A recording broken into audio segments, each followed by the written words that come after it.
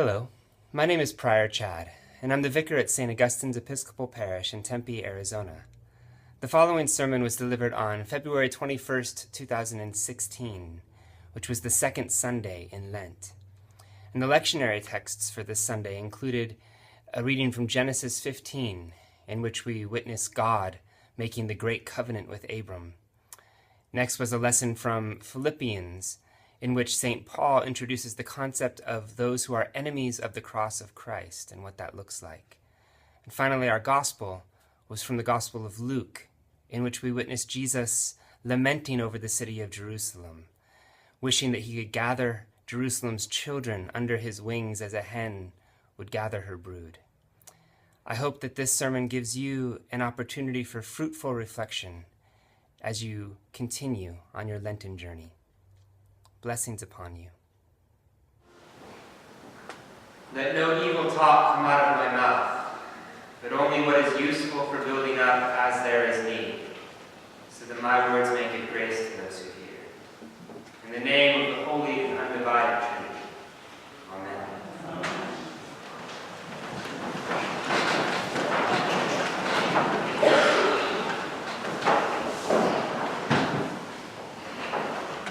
Thought God was an architect, now you know he's something like a pipe bomb ready to blow, and everything you built that's all for show goes up in flames. That's the chorus of a song by a singer-songwriter named Jason Isbell that won a Grammy on Monday night. Jason Isbell has been around for a while making music in various bands, but a few years ago he got sober, and his songwriting career as a solo artist since then has come to reflect the moral clarity and gritty wisdom of someone who has walked the 12 steps. You thought God was an architect. Now you know he's something like a pipe bomb ready to blow. Everything you built that's all for show goes up in flames. Someone who can write this lyric is someone who has faced a deep and terrifying darkness. Someone whom God has brought to a place where he can see through the illusions of his false self to the truth about himself and the world. A deep and terrifying darkness is the place of true perception, of the buried inner witness to truth. In our lesson from Genesis 15, God brought Abram to just this place. As the story goes, God takes Abram through the ancient business of making a binding covenant between two parties, which Abram dutifully prepares by killing a heifer, a female goat, a ram, a turtle dove, and a pigeon, and by cutting the two bodies, cutting into the bodies of the larger animals. Abram does all of this, a tiring and messy work, I would imagine. He keeps the vultures from eating the carcasses until the sun begins to go down. We hear that at this point, Abram leaves the realm of the conscious and rational, falls into a sleep, and that deep and terrifying darkness descends upon him. It is in this state, in the realm of his buried inner witness, that Abram experiences the smoking firepot and flaming torch, passing between the pieces of the slaughtered animals, thereby putting into effect the covenant between him and God. It was not in the realm of his rational self, the self that transacts the business of the world, that Abram experienced the rich symbols and ritual through which God made the great covenant, but in the realm of his unconscious, the realm of the soul. How do we discover and come to know the truth about ourselves and about our relationship to God and the world? Do we think we can find truth through facts and figures alone, through the rational and thoroughly tangible processes according to which the business of the world transpires? Or might it be that we witness what is true through being led into a deep and terrifying darkness, into the place where our illusions are blown to bits? It's no wonder that few people venture anywhere close to this vulnerable place. After all, it's not the sort of place you come to by only your own efforts. In the language of recovery, it takes hitting rock bottom and recognizing that your life has become unmanageable. In this biblical story, to enter into this experience, it takes the hopeless scenario of Abram being nearly 100 years old and still desperate for an heir. But it's from here, from this deep and terrifying place where our false identity is shattered, that our lives receive their true meaning, that we discover our real identity as children of God.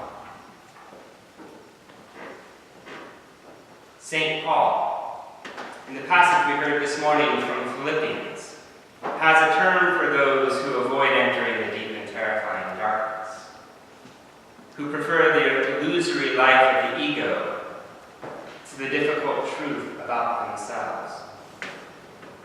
He calls them enemies of the cross of Christ. The cross, for Paul, is a symbol of dying to rational and tangible outcomes, and of trusting in the power of heaven to transform and heal.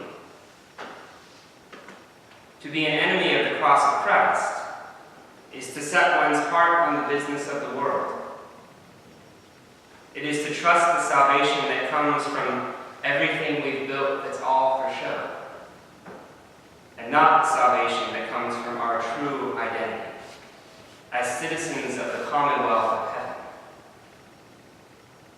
To be an enemy of the cross of Christ is to close oneself off from entering the deep and terrifying darkness, where our illusions crumble, and we bear witness to the truth about ourselves and about the world.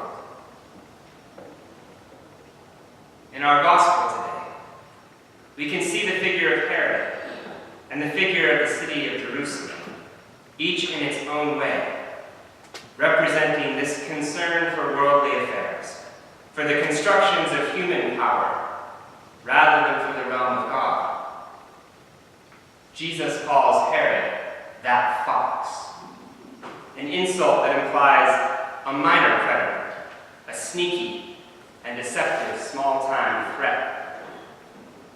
Herod's concern for his realm in the region of Galilee is contrasted with the cosmic significance of Jesus' own ministry, a realm much greater than Herod's little chip of the empire. Jesus is casting out demons and performing cures, a ministry that channels the very power of God into the lives of the broken and vulnerable, the possessed and the ill, those who have experienced the darkness. Jesus' ministry shows that the ones who are able to receive the power of God to heal and to transform, those able to truly claim their citizenship in the commonwealth of heaven, are those who, through the deep and terrifying experience of suffering and shame, find themselves cut off from the benefits of society. These are the ones for whom everything they've built that's all for show goes up in flames, and who are therefore able to witness the truth of their identity as God's children. It's these, the disenfranchised and alienated, who are able to experience God's covenantal love. Not the Herods of the world, with their vested and powerful interests in the status quo. This is the dynamic to which Jesus is alluding when he laments over the city of Jerusalem. Jerusalem, Jerusalem, the city that kills the prophets and stones those who are sent to. How often I have desired to gather your children together as a hen gathers her brood under her wings, but you were not willing. Jerusalem cannot perceive the cosmic significance of those whom God sends, because it's too deeply invested in the business of the world, a business that is very often conducted in the name of God. Jesus continues, "See, your house is left to you, and I tell you, you will not see me again until the time comes when you say, 'Blessed is the one who comes in the name of the Lord.'" The city of Jerusalem refuses to be conformed to the cosmic designs of God, but it is willing to co-opt what it sees as divinely powerful for its own purposes. I wonder, in this season of Lent, if we're more like the figures of Herod and Jerusalem than we are like those who have entered a deep and terrifying darkness. Are our interests vested in the status quo, in the facts and figures of the world's business, tangible and quantifiable outcomes? Are we enemies of the cross of Christ, looking for salvation from the realm of our efforts rather than from the commonwealth of heaven? Do we still think God is an architect and not a pipe bomb ready to blow?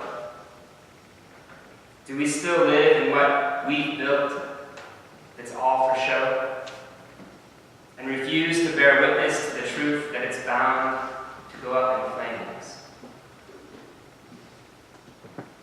Let us repent. Let us turn and walk away from the ruins of our illusions. May we find, as we enter that deep and terrifying darkness, that we are in fact being gathered as a brood under the wings of Christ. And may we trust in the power of God to save, not in the power of